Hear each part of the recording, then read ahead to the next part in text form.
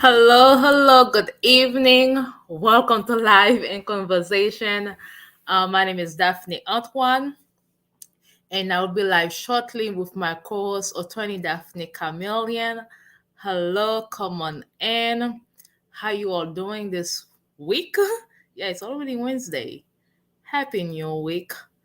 Um, And so, again, my name is Daphnée Antoine, attorney Daphnée Camilien, and I host Live in Conversation with the purpose to share information. Attorney Camilien share immigration news. I share resources for families and entrepreneurs to thrive.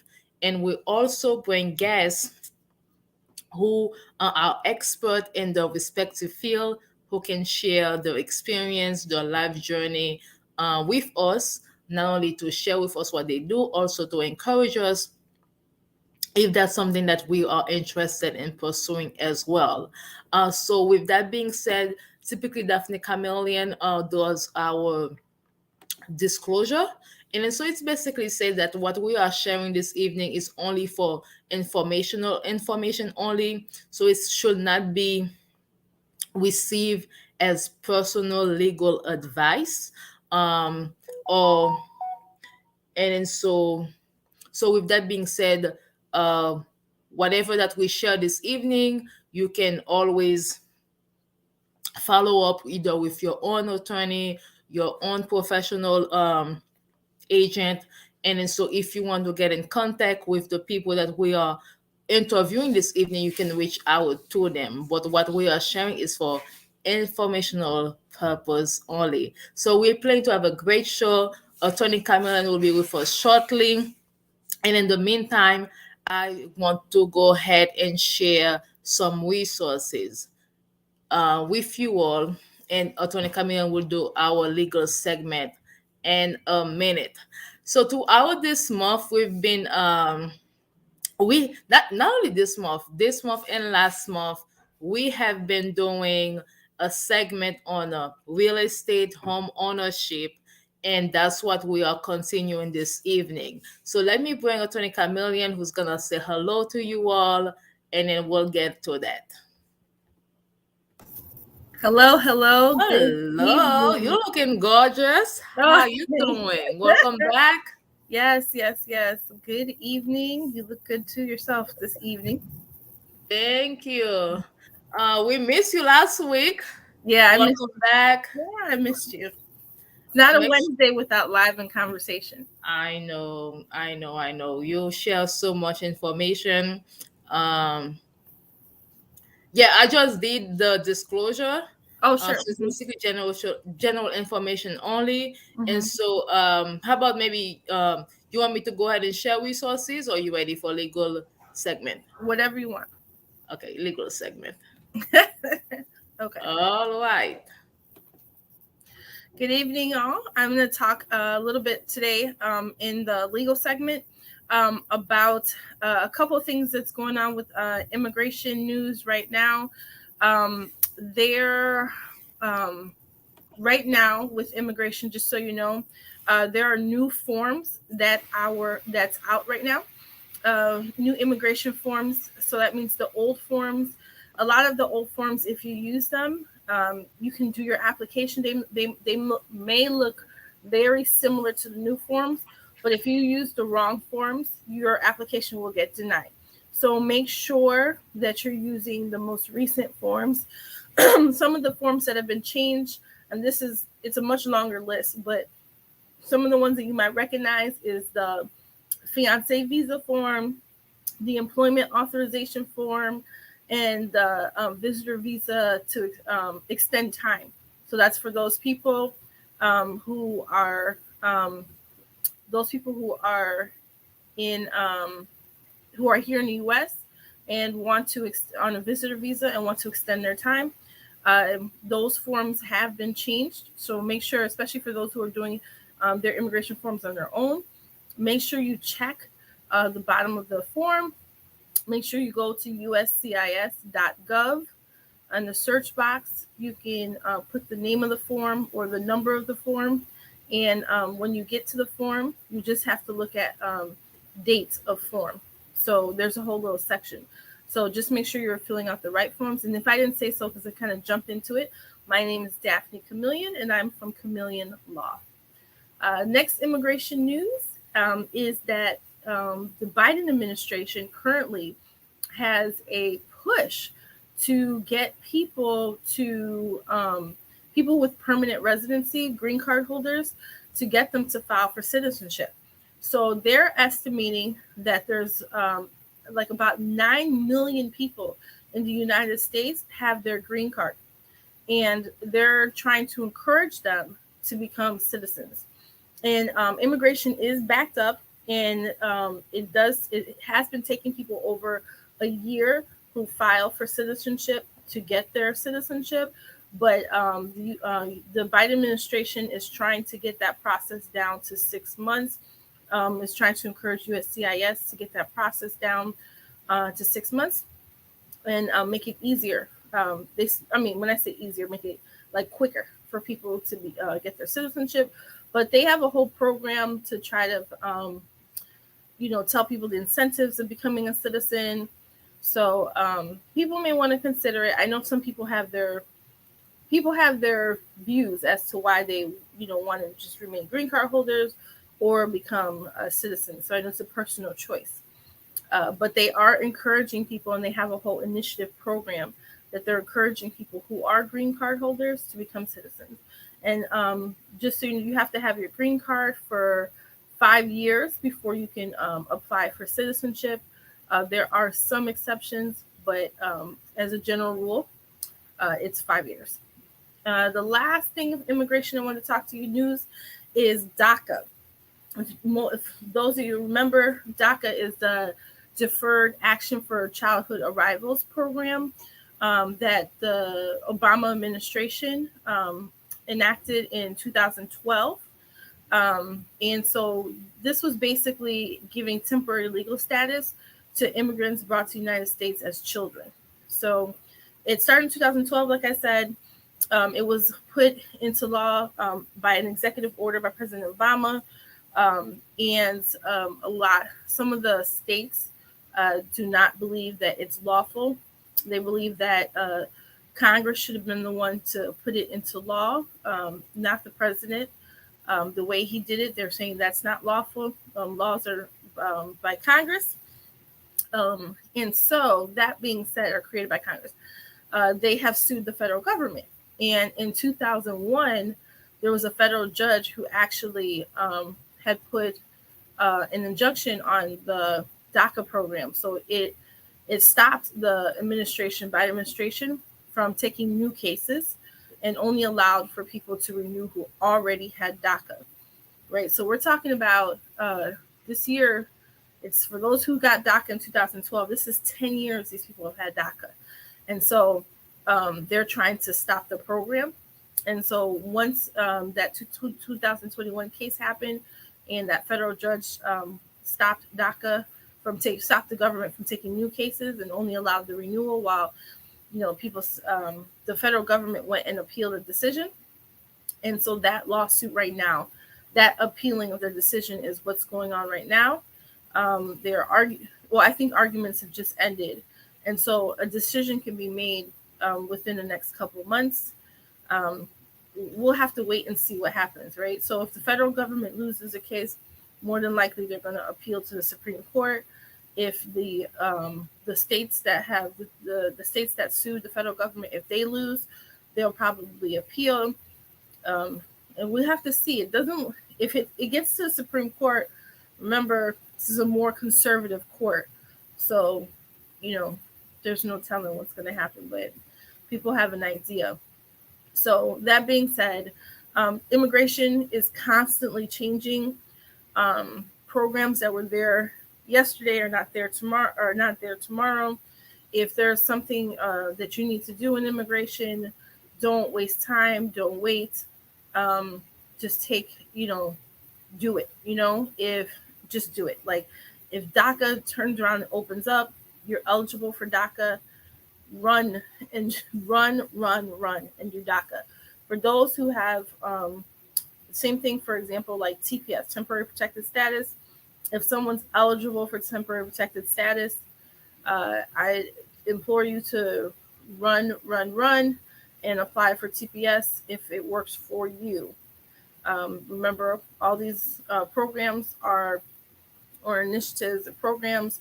You have to make sure it works for you and your family before applying. Back to you, Daphnée.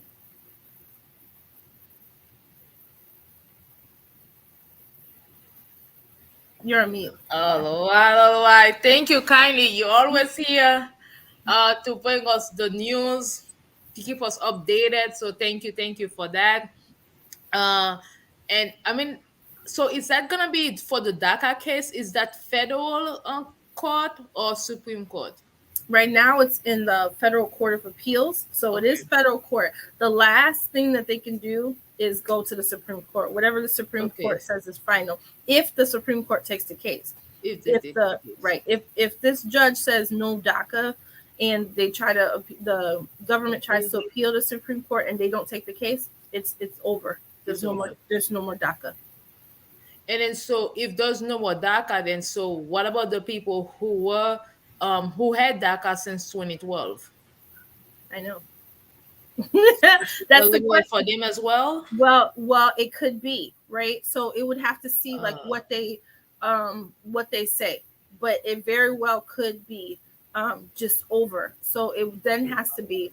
They're trying to get Congress to put something permanent, except for DACA, and so that it could make them a Congress do that. Except they cannot agree on all these immigration, all the right? So details. the policies, all that. So Yes. remember, there was a push for DACA, for people who had DACA, TPS, migrant workers, for all of them to have a pathway to citizenship. It didn't go through. Yes, yes, I remember you shared that. So there's no telling. So It yes, is so with DACA right now, exactly what kind of rights and privileges does it afford on the people who apply who has it right now? right. So DACA it's very interesting. It's not just it's not a free for all. They want people who are at least have like are in. You have to be in school, in the military. You have to show either like you have to show either you were in school. You have to at least have a GED or high school diploma in order to even apply for DACA. So that's something that's the educational component, or like I said, been in the going to the military.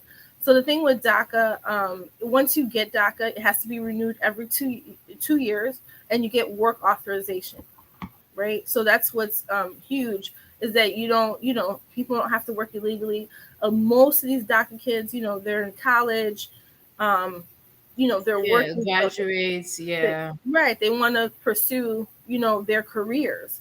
And so they've been allowed to do that and get paid fair wages, and they're not being paid under the table, and they're Yes. working legally. So it's been a good program for them. And then so correct me if I'm wrong, but I do believe that DACA recipient can purchase home, correct? They should I be think able to some purchase. banks provide mortgages to DACA recipients. Well, you get, and it's possible because when you do your work authorization, they get social security numbers, Yes. which is huge for a lot of things that people are trying to do. It probably just depends on the bank, but probably it may be that they may be eligible. Yeah. I have heard of DACA people purchasing homes. Yes. Yeah. I guess like my point is that if they were to say, well, DACA is no longer the law of the land, then what happened to those people who had mortgages, who have homes, who have built families? And so No, it's true. I mean, and that's why I said things DACA. might have a Right. No, and that's why I said DACA. It's a really a special class because there's a lot of DACA lawyers and doctors and engineers. yes, exactly. And, a lot of professionals. lot of professionals on DACA. So it would have, and just in general, like they're working. So it would have an effect on the economy if it shut the program down. So I just don't. I can see that it might force Congress to do something, but I just don't know what. But yeah. Well, thank you for the clarification. Again, thank you for always being here to share the news with us with respect to immigration news. And then so for anyone who find this information helpful, who knows someone who may need this information, we encourage you to share it. Maybe you or someone you know may need assistance from Attorney Camilien. Her information is on the bottom, and then she can be reached at chameleonlaw.com or 847 49. I'm sorry, 410 9022, 847 410 9022. So it is important that you get people who can actually help you navigate the complexities of the immigration system. Don't go about it yourself.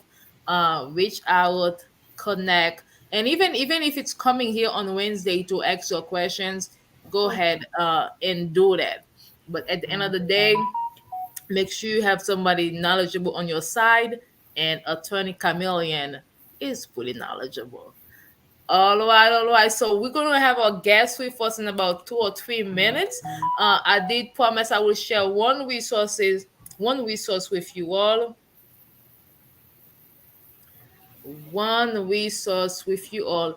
Attorney Camillion, give me 1 second. Maybe you can share something else as I speak with our guest this evening. Oh, go ahead. Sure.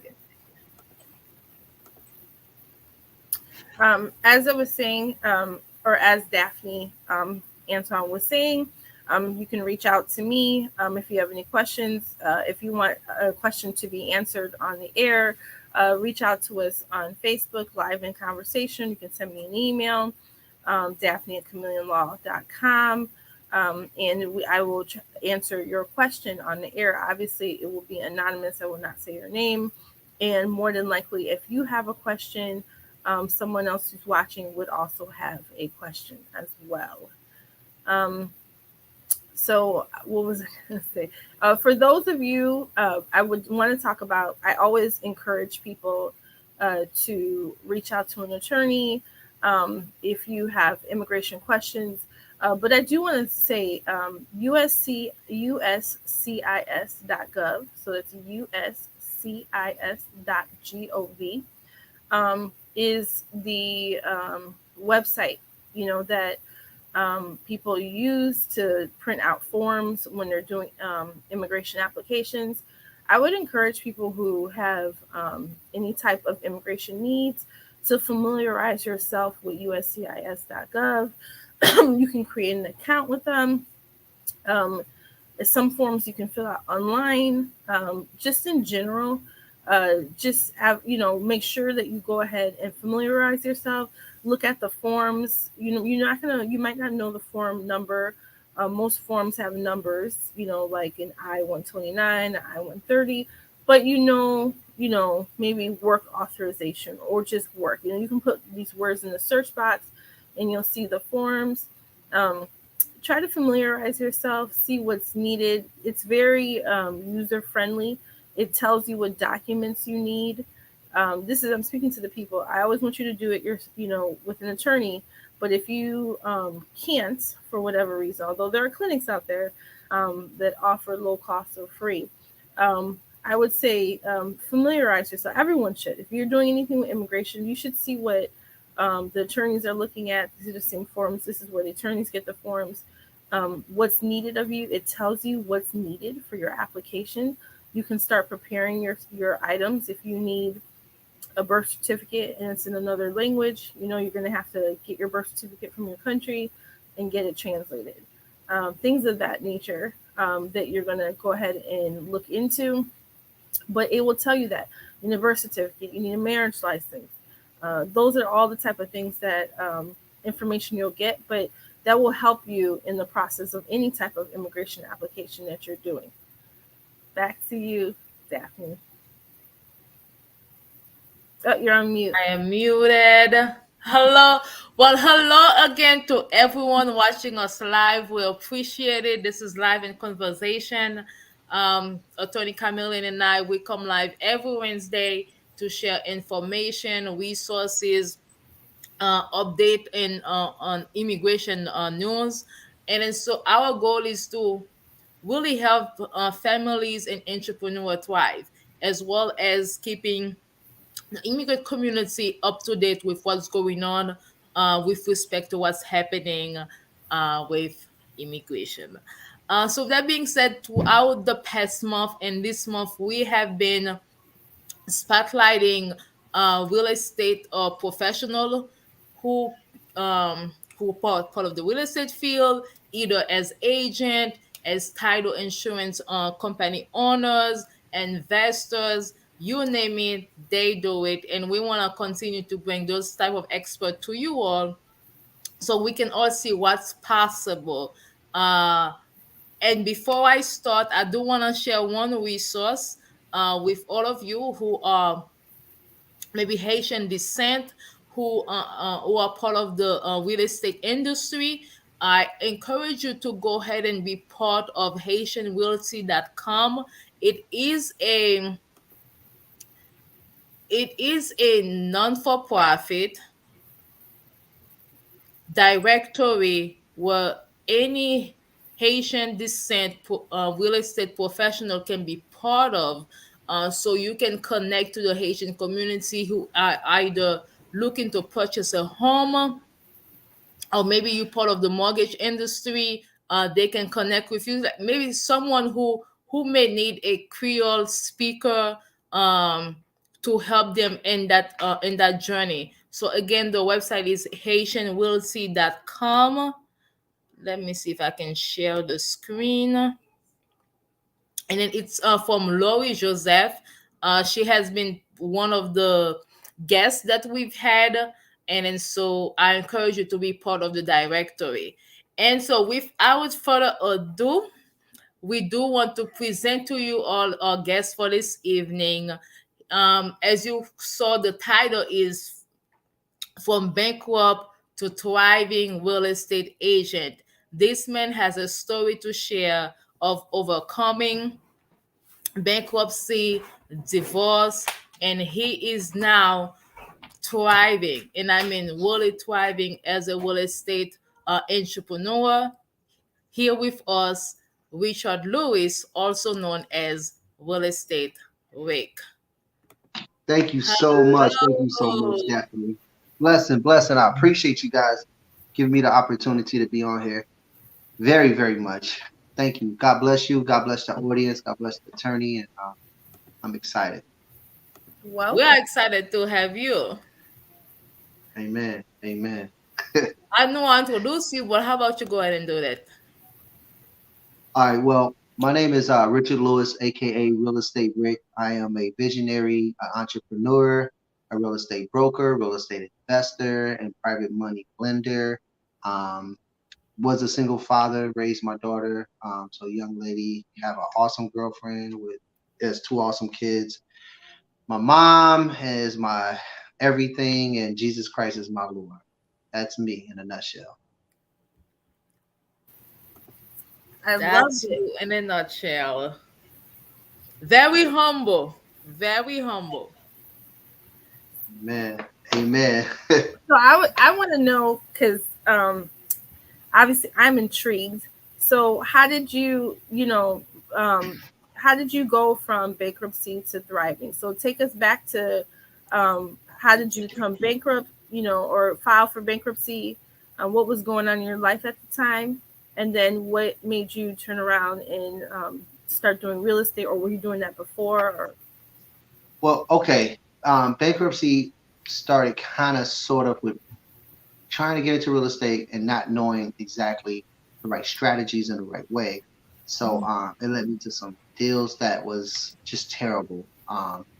Not being super educated as an investor, listening, and I hate to say it, to real estate agents and loan officers that never bought property, never invested in property, and I was just over leveraging myself with credit and not cash flow. Part of also the bankruptcy um, came with maybe some small amount of divorce had something to do with it. Also, the restaurant business was like real hard. So, with all of that in one big gumbo melting pot, it led to a financial disaster. And so that's the negative part of it all. Um, Wait, I'm trying to make sure I get this camera right. Is this okay Mhm. like this? Yeah, I can see you. We can see you. Okay. So that led into financial ruins, right? So now getting myself out of financial ruins, I still had a restaurant. I was still fighting to not punch a clock, not do a 9 to 5. Hold on. This camera, I'm looking at it wrong. Let me fix this camera, okay? Yeah, yeah.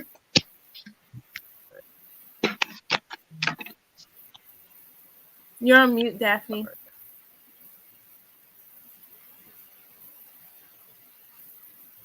Is it better now? Yeah, It looks looking good. good. You like that better? Okay. It looks good too. All right. So the question is, how did I come out of the situation, the financial situation? Yeah. Like, Well, go ahead. Wait, so in the wait. event You of the didn't. Wait, hold on. As I'm interrupting your story, you kind of just glossed over owning a restaurant. So while you had properties, you also owned a restaurant as well. at the tail end of it, yeah. As the properties was like diminishing, um, a real estate agent, right? So I'm not gonna give her a name. Um, she said, you know what, you should open up a restaurant. So I was like grabbing for straws because I just I knew I didn't want to punch a clock, right? And I knew I didn't want to, and nothing wrong with punching a clock. I wanted liberation, I wanted freedom. So, and I was younger. So she brought this idea of a restaurant. So I opened up my first restaurant in Waukegan, and I didn't get a loan. I just bankrolled I think I spent like $85,000 cash, which is cheap for a restaurant. And worst mistake I ever made. Really? So Why? yeah. The food I was cooking, you know, the demographics wasn't there. Mm, I needed to be in a different area. I was selling soul, you know. right. So soul food in Waukegan, it's hard to make it, because it's predominantly Hispanic. And then Hispanic people do eat soul food, but the numbers are not there. Mm, So I had customers from all walks of life or whatever, which was fine, but just wasn't enough. Like, even if I was grossing 35,000 or $38,000 a month, it just wasn't enough to sustain the overhead of the business. So I decided to open up another restaurant and maybe it'd do better. Then I had two. I mean, I'm talking about that was just so much pain, right? So mm-hmm. now I opened one up in Zion on 23rd Street in Zion, Illinois, which is a smaller community, a smaller amount of people. And I opened up doing well, but again, it wasn't enough to sustain like 12 employees, lights, gas, things like that. So I had a 7-year run with restaurants, 7. So the part about it was I was generating income, but I wasn't netting profit. So I Mm-hmm. learned a lot. My price points was out for the area.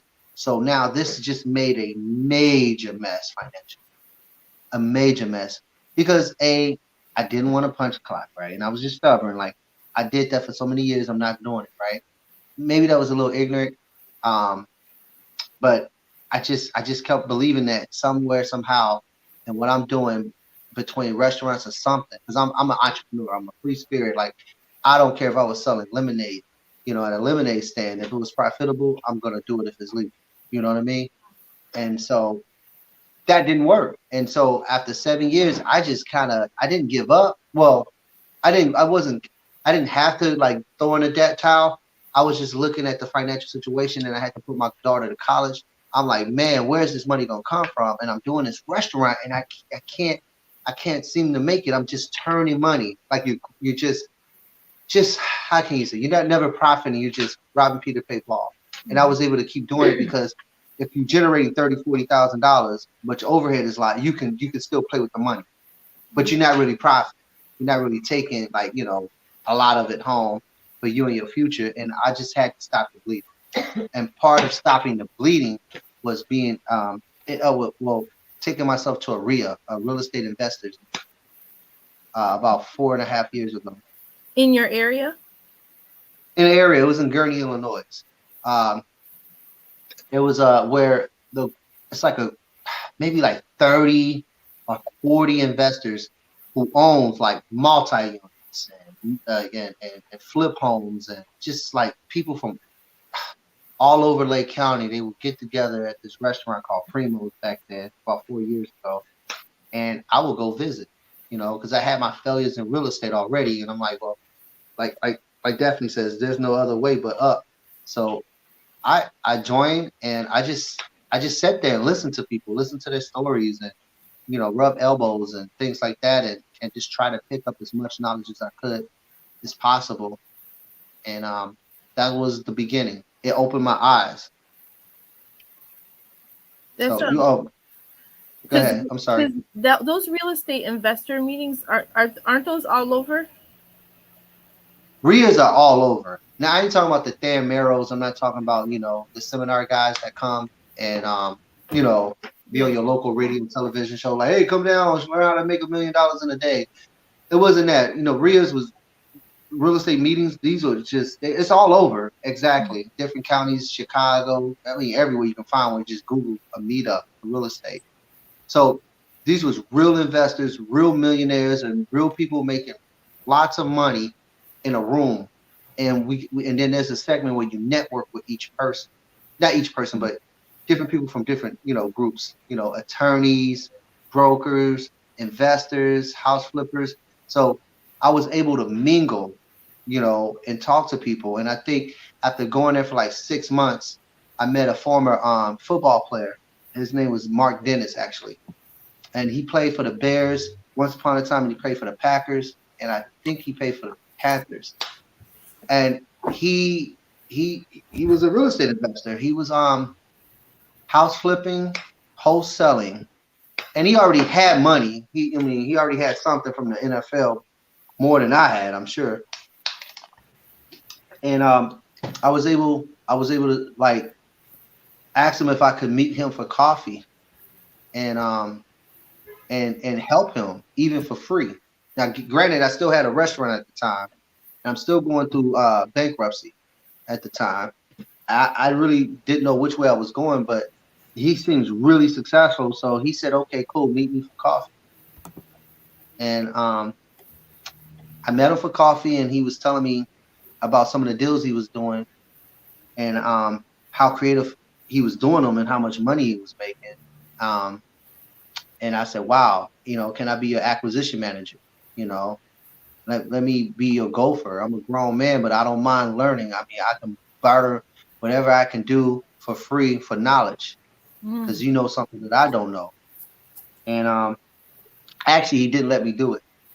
He did not? And that was no. What happened was he said he owned 3 restaurants, and he said before he got rid of all his restaurants, he said, my brother, you don't have time. That's what he told me. He said, you don't have time. It's not going to be good for you. It's not going to be good for me. So he didn't let me. So that was cool. He's right now, I think he's doing a lot of Airbnbs, and like he has a full operation like in Florida, I think, and here. So long story short, I kept going, and I met another gentleman, which he actually became like a close friend to me, also a private money lender. And we got different political views. He's a Republican. I'm not none of that, period. I just believe in Jesus being, whoever he want me to vote for, that's what I'm going to vote for.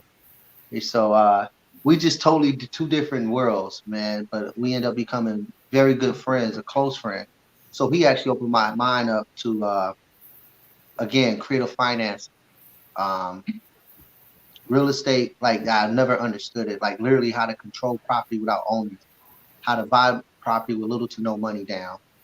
And that was the key. He actually met me for coffee. He wasn't as successful as Mark Dennis. He didn't play for the Bears or the Packers, but he was just a unflashy guy, and very plain, very plain. And so we met for coffee, and then he said, and I thought it was weird. He said, there's a meeting with a gentleman called Ron LeGrand. Okay, Ron LeGrand, if anybody been around the industry, he's like a big group. And it was in Minnesota. And I was like, man, why is this guy asked me to go to Minnesota. So at first I thought it was kind of weird, you know what I'm talking about? Right. So I was like, I don't know. I wasn't really on that. Right. So then my mom was like, go ahead. So I actually just rented a truck and I just booked my own room. He booked his own room, and we just rolled out there. And then on the way of riding, we seen 3 of his properties in Wisconsin, and then he had a property, I believe it was in Minnesota. We looked at a property. So I said, man, this guy really owning stuff, right? Mm-hmm. So I sat down at this, it went almost like a seminar or something, and I learned something called the pretty house method, how to buy houses and control houses and turn around and sell houses on terms. I'm like, what is this? So I was so intrigued. I just went home and did YouTube University. I did a whole bunch of podcasts. And then I actually did a first deal about 4 years ago on a townhome. And I was able to bring the deal, but I did not know what I was doing. So in this deal, I was able to get 50% of it. And the mentor got the other 50%. But I used all his money.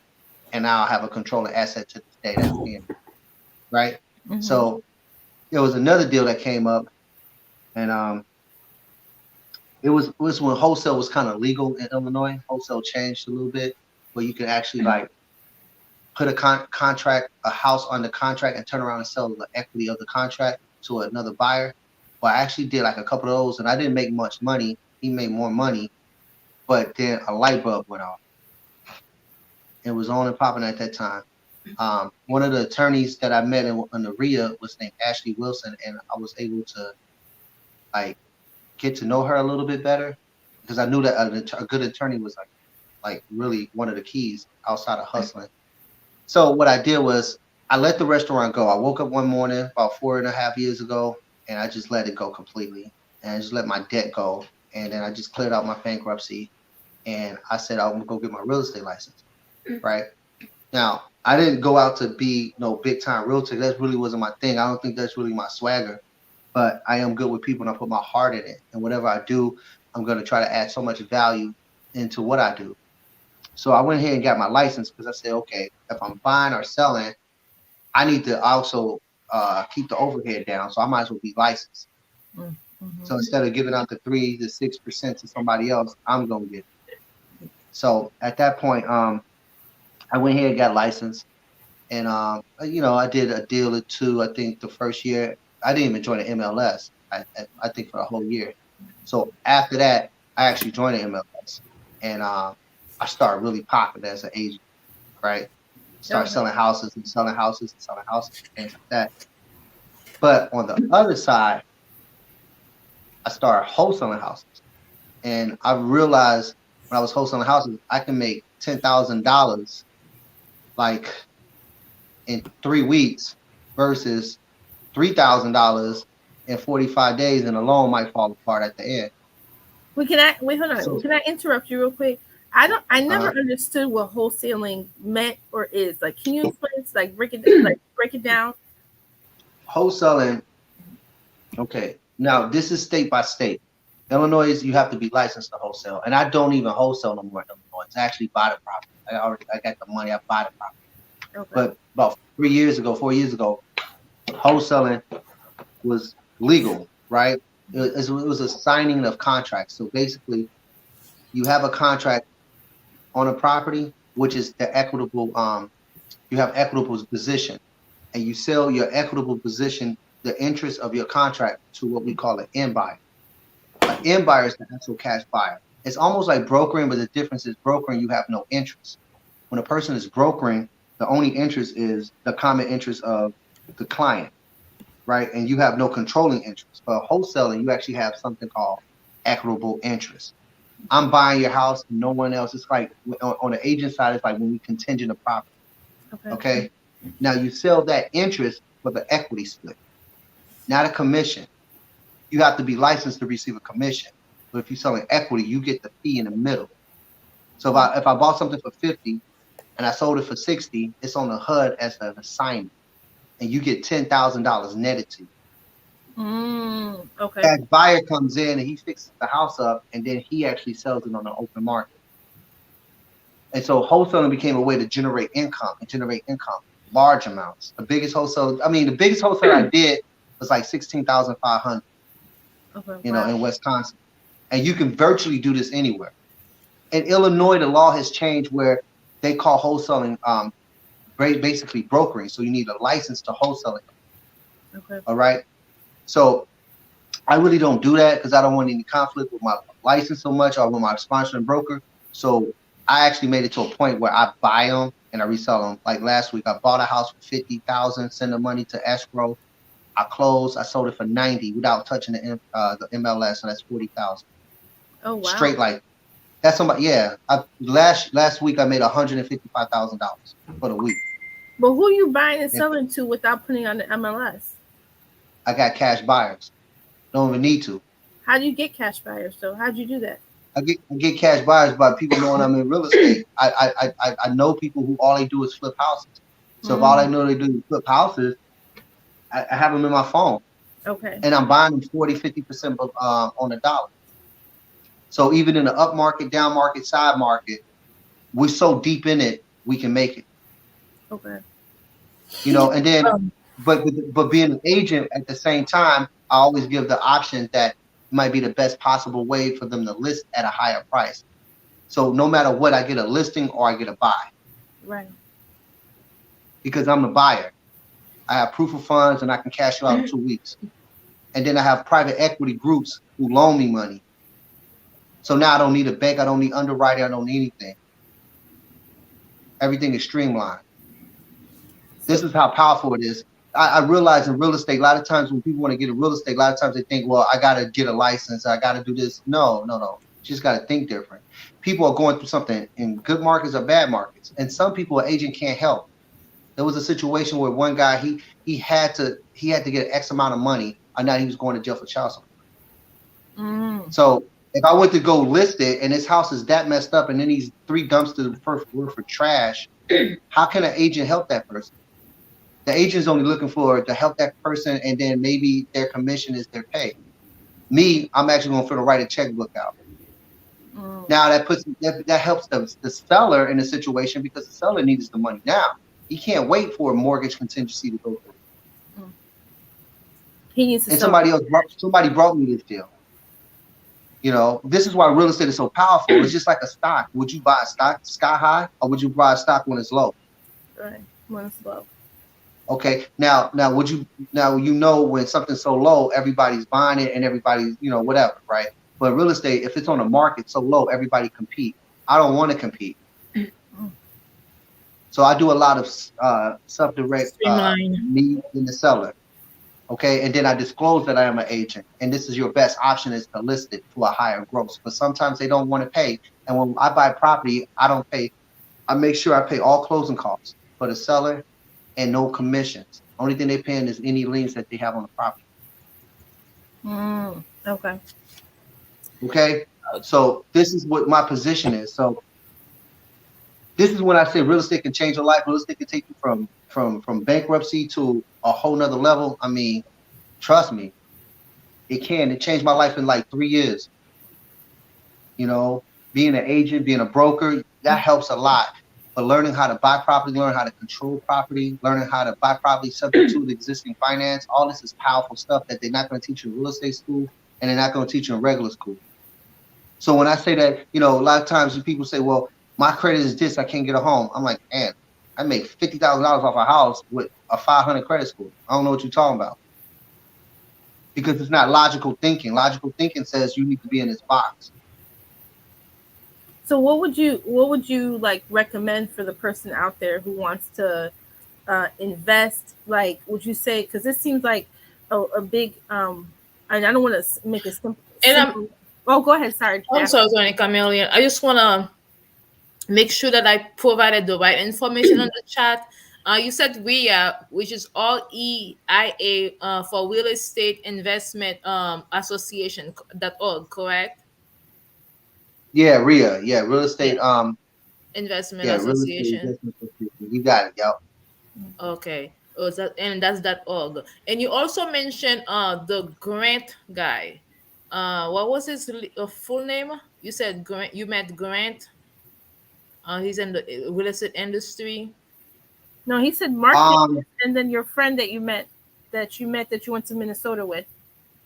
Oh, his name is Dean Depew, and then Ron LeGrand. Ron LeGrand. Juan LeGrand. Yeah, you said Yeah. Juan LeGrand. Okay. I've met him like twice, and I really stayed focused to what he was saying, and I mean, it literally worked in my life. Like literally, like I can't express it. If people knew this, like I can't express like the knowledge, the wisdom, and how to structure deals. You know, it's amazing, and you can do this with little to no money. That's the thing. Like it takes money, but it doesn't necessarily have to take your money. You know, I always say, if you don't have credit, go get you a credit partner. If you don't have money, go get you a financial partner. Only thing you need to do is have the hustle and the knowledge and to structure it, and a good attorney and a good title company. Okay. If you can structure it, you have control of it. You have control. People pay you because you have something. You have something very valuable. You have an asset at a low price, so you got the control. Now you can go find the money. Kind of like if you had Amazon stock for a third of it, and you had the only rights to it, you're gonna find somebody to give you the money to buy that stock to get a piece of that.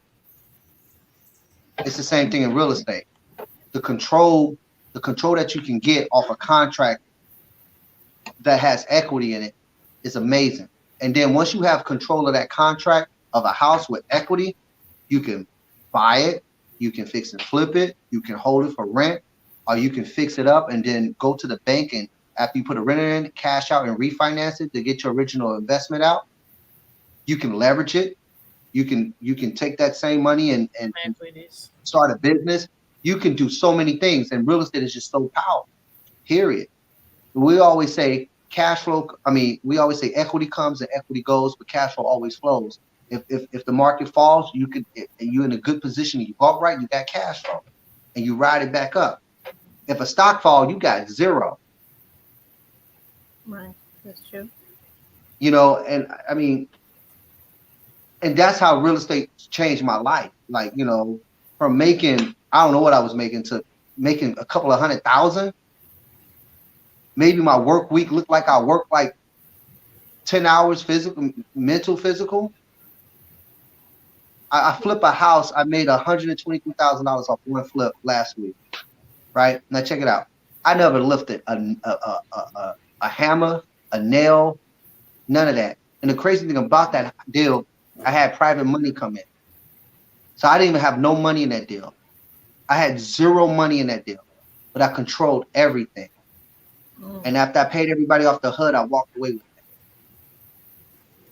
This is powerful. I mean, I'm going to actually start I can't go in depth on how everything is structured, right, but I'm actually going to do educational and sell a course and mentor people. That's one of my goals, you know, and actually give them the down dirty situation of how to change your life with real estate. Because you're giving us a lot of acronyms right now. we need specifics. No, we're giving a lot right now. So well, I was gonna ask, like, what would you recommend? So, like, if someone's out there, they're hyped, you know, they're real estate rich. This is the deposit I just made. Okay, like, you know, some people lie. Some people lie. I don't know if you can see this. Oh, I see. Is that 65,000? Nope.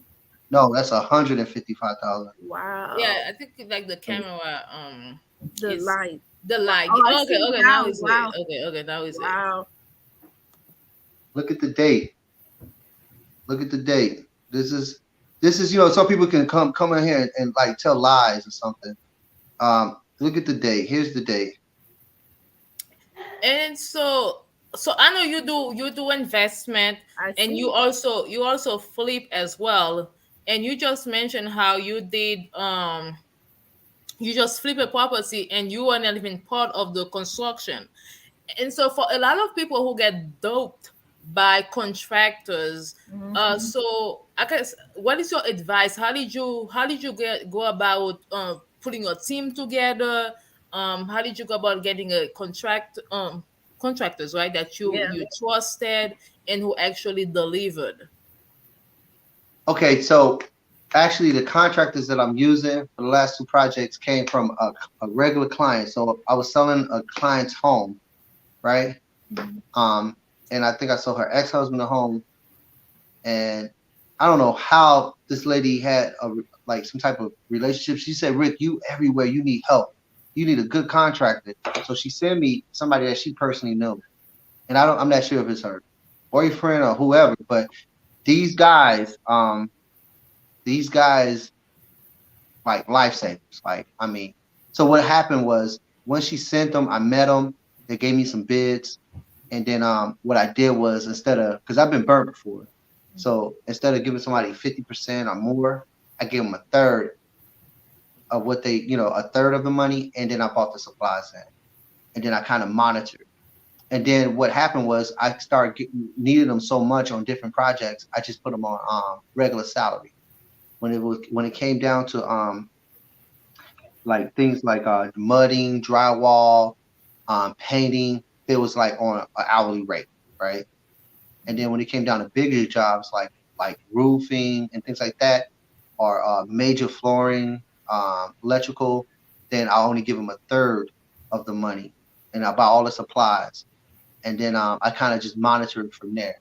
And that's, I mean, it's better for me. It worked out because then I'm not giving them a half of the amount of money and then giving them free range to go to Home Depot or Menards or wherever to buy the supplies. And sometimes, I'm not saying they will do that, but I have situations where they don't buy the supplies, or they keep all the supplies or most of it, or they only use some of it and use it for another job. Nah. So I always say a third, you buy the supplies, and if you have like 2 or 3 flips, you can always work off a good salary and keep them working. Because the workers that I got now, as long as you keep them working, they're faithful. They're faithful. Like it was days I didn't show up for 2-3 days to the job site, and they had keys in a lockbox, and they go in and do their thing, and then I'll come by and then check the work like 2-3 days, and then make sure I send them their checks. And that it worked for me. I don't think I got beat out the last 2 ones. The first one I did, I learned like anything. They take your money and go do somebody else's job, and then come back to you later. Yeah. I try to keep the same team. No, those are good. Those are really good tips because everyone, whether you're a flipper or whatever, sometimes if you have a home and you need help and you need a job, we've all kind of experienced that. So we're all like a little weary of contractors. The referral is strong. Okay. So the referral came from a client of my regular homeowner that I sold their house, because I do a lot of that. I might have did like 90 transactions in like 2.5 years or something, or 80 something. So I've met a lot of people just doing regular transactions as a broker. So relationships, and then even if that didn't work out, I'll call other investors that I have relationships with, and I'll say, hey man, who did you use? Who that flip you did? Who did your granite? And then I'll get that information and then kind of filter it from there. Referrals. So if you guys got something going on and you was up here, you ask me, Rick, who do you use? And I got like 4 people that I feel pretty strong about giving a reference to. So let me ask you now, if you're willing to share like what your strategy is as far as like, do you buy and hold some? Do you only do flips? Do you do apartment? Do you do buildings? Do you do single family homes, condos? Okay. All right. So for the last 2 years, my bread and butter was flips, right, and wholesaling. Pleasant Perry, Wisconsin, Kenosha, Lake County, right? So when I say wholesaling, I'm going to change wholesaling in Illinois. So I actually buy it and I resell it quickly without the MLS. And that's a strategy. Another strategy I was about to use was called wholesaling. Well, I buy it and I list it myself back on the MLS, and now I have a bigger buyer pool. That's another strategy. A strategy I use was called lease option.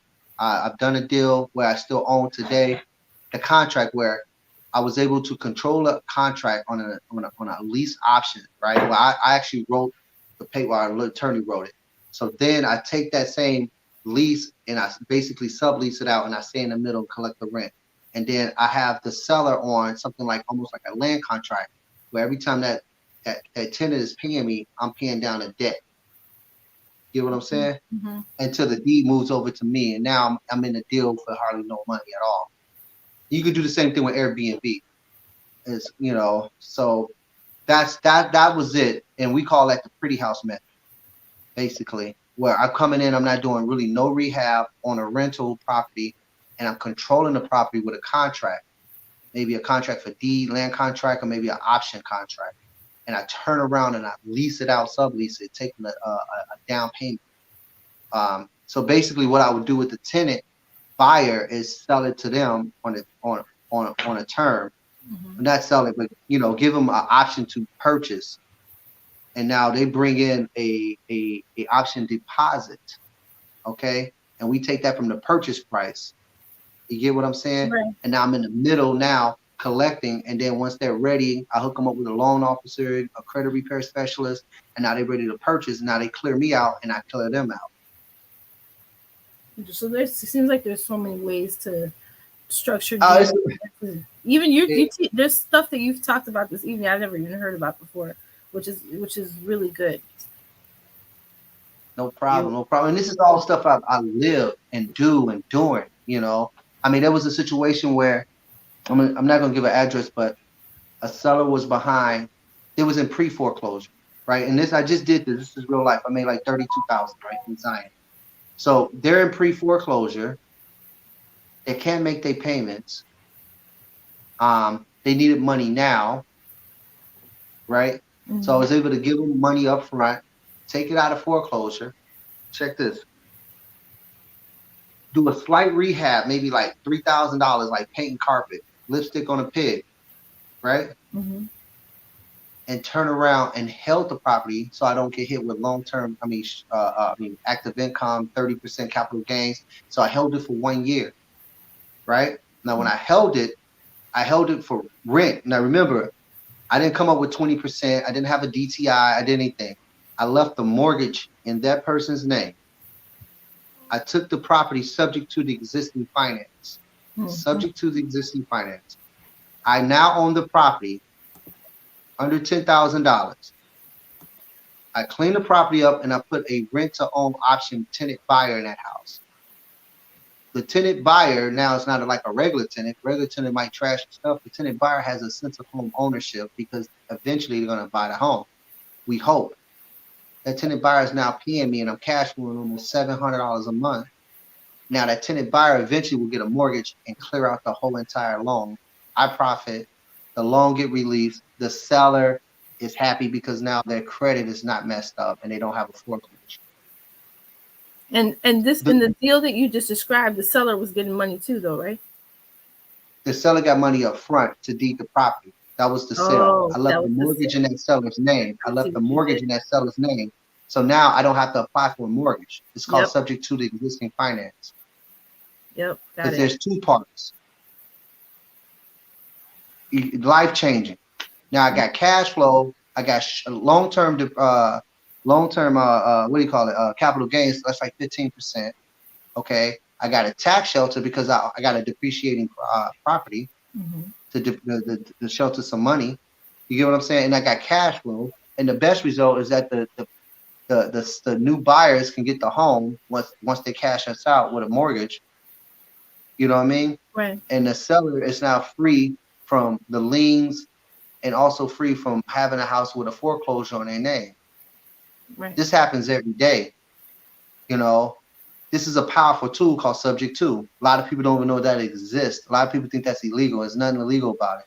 The only worst thing can happen that the bank can call the loans due. But once you satisfy the bank and they're getting their money, they never checking it. Disclosure, I'm not a CPA. I'm not an attorney. I'm a real estate broker telling you my experiences. And this is for information purposes only. Please go and do your own research before, Real estate Rick is real estate Rick. Yes. He is not liable to anybody. So do your research only. This is for information purposes and entertainment. Go ahead and say that. Absolutely. And then everything that we do in my company, it's not designed to hurt the seller. It's not designed to hurt the community. There's people in the community that the brokerages cannot help, the traditional broker. Okay. Some people are in a child support situation. Some people are behind in so many taxes and their redemption date is coming up and they're about to lose the house. Some people, you know, it's just those are the situations. So we go out with the mindset is look for the biggest problem and try to have a solution. And bringing a solution and bringing value, you help the seller. You position yourself because you're not doing it for you're not a not for profit, okay? And you position yourself also for a win. In almost every situation, the seller has walked away with money, good money. You okay? But it's just not the Zillow money. You know how they look at the house is falling down. They look at Zillow. Zillow says the house is worth 300,000. I'm like, no. The house is not worth 300,000.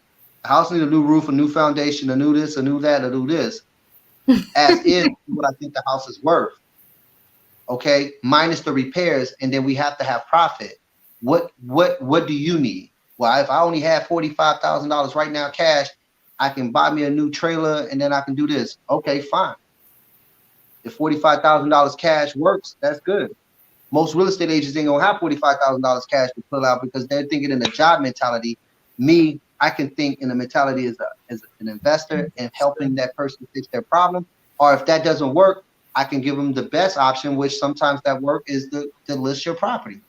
So that's what I'm bringing. My value is either we can list it and it's going to come with fees, 6%, this and that. People walking through the house maybe might not get it. Or we can go with this, a cash offer or a creative finance term. And that's how real estate changed my life. You give us so much information that we don't even realize that it's 9 o'clock. Right. Oh yeah. I just realized that it's 9 o'clock.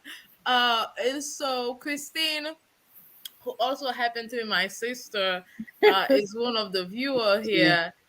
And she says, how soon can you train? You know what? I'm gonna need help. This is what I'm looking for. I need someone to help me. Like I got the information. I need a videographer, video person, and then someone who can help me get the templates together, maybe a PDF with the videos. But that's how I want to train. I want to be able to have that piece of information tangible or digitally tangible for someone.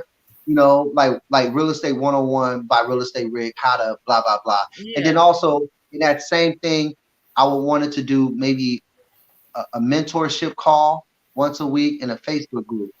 And then like really help people, do this. And everybody's not going to do it like this. I mean, that's other way to do real estate and get into the real estate investing, like using the FHA loan, living in a unit, renting out the other units, and go slow for sure because everybody's not going to want to do what I'm doing. But then you can start your real estate portfolio leveraging government loans any old way, living in the property and renting out the rest. So there's so many ways you can do it. But yeah, if she has my information, give me like a good 45 days. I'm going to start finding out ways to be able to get this on paper because there's so much information out that I'm seeing and it's going to be like everywhere. Yeah, I think let us know when you're up and running. Fiverr is a great website to get people to do contracts. If you just want a videographer, you want somebody, a social media person, you want this, they're good. That's a good site. Absolutely. You know what? Thank you. I need to hear that. I'll start searching soon, very soon. Yeah, there's a few resources that we can send your way to help with that. But like, do you have maybe like not like a full book in mind, but maybe a booklet, maybe start with an ebook. Ebook, maybe start with definitions because there's so many different level to it that you may want to break it down in paper format. Is that something that you might be considering as well? Absolutely. And that might be the best way to start with an ebook. My buddy just told me that, That's a sign. and then have the value to start sharing it out to the world, Exactly. you know. Yeah. I mean, and maybe with YouTube too. Maybe I'll do YouTube, and then Yeah. You if they should. join like as a private group, they get a free ebook. Yeah, Patreon. Yeah, YouTube has Patreon. Yeah. And then so those members who pay actually get access to you. Christine says she's only giving you 30 days, so get on it. I'm on it, Christine Stelby. Thank you. I appreciate you. Not 45. You got 30 days to give her the details. She's ready. She wanna invest.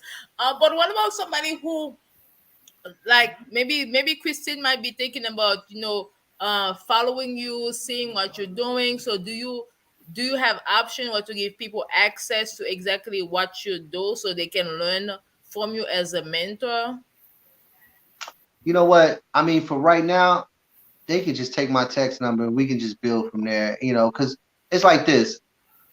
If let's say I don't have a formal mentorship situation, but let's say I was able to connect with her, and just out of the love of God, I just share some information, and then maybe she brings a deal. She brings a deal, we can partner up on that deal, and then her actually making money from the deal. It's like mentorship. It's Yeah. me giving her mentorship, and she's getting paid, and I'm getting paid for the service, and we actually doing it and putting feet to it. Actually, doing the transaction. She may say, "Hey, Rick, I got a perfect opportunity. I need help," and I say, "Okay, let me see it. I'll buy it. We can make a small joint venture or something." And Mhm. now she's learning and earning at the same time. I And I like would consider that. Yeah, you. so it's a win-win. It's a win-win. I get an opportunity to deal that I didn't know anything about it, and then she actually, profits as well, and see how what I'm doing and how this thing is going. How you structure It's it. a win-win. So, but I It's appreciate you guys. I really got to get it together as far as the information piece. Oh no, we're learning from each other. We learn what you have to say, and then we may Mhm. have some information that may be helpful to you. Uh, Mhm. and so it's a win-win. But I'm sure you, in addition to being a real estate entrepreneur and investor, you are also an agent. And so, for anyone right now who may be looking to purchase a home, they can get in contact with you as well, right? With Absolutely. Century. Um, So let me show your Century 21. website. And then me being an agent, on the flip side of all this investor stuff, I love helping first time home buyers. I mean, I got so many amazing stories. We'll be all day talking.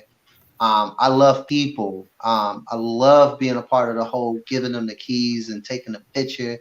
Like with my traditional people that I help, they basically like family. My clients are like family. Like I feel so comfortable, go to their barbecues, laugh. Even after the transaction, we're connected. So, I mean, that that part of it, I'll never give up. No matter how much real estate investing I'm doing, I actually do love being an agent. And eventually this year, this is the year I'm gonna open up my brokerage. This is the year I kept putting it off, putting out the test, and because I feel like I could do great with a team, not just like a real estate team. A lot of times people have teams. I'm not talking from a team's perspective. I'm talking about a brand.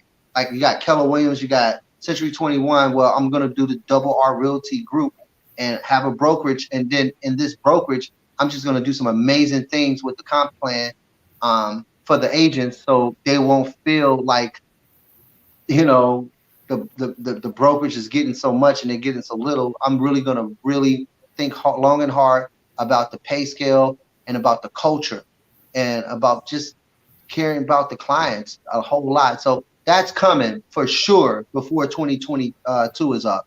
The Double R Realty investment, I mean, not investment, Realty Group. It's going to be a brokerage, and hopefully, I get some great agents and just build a culture and hopefully franchise it out. I'll All tell you, right, all right. congratulations up front. Amen. I Yeah, receive it. definitely. Congrats. Well, thank you so much, Real Estate Week, for being with us this evening. You shared so much information. We are so appreciative. We wish you the best of luck. And then so once the class is up and rolling, let us know. We can bring you back to share it. Once the brokerage is up and rolling, and those agents who may want to join your firm, feel free to reach out, come back, and then we can promote that information for you as well.